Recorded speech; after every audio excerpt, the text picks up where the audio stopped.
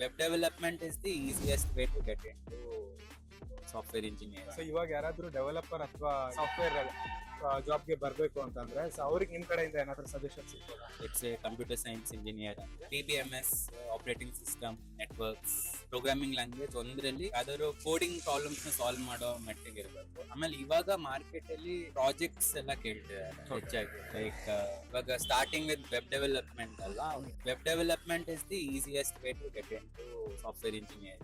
ಯಾಕಂದ್ರೆ ಯಾರಾದ್ರೂ ಕಲಿಬಹುದು web development without any resources ಅಲ್ವಾ. Can get enough resources online. Start with web development.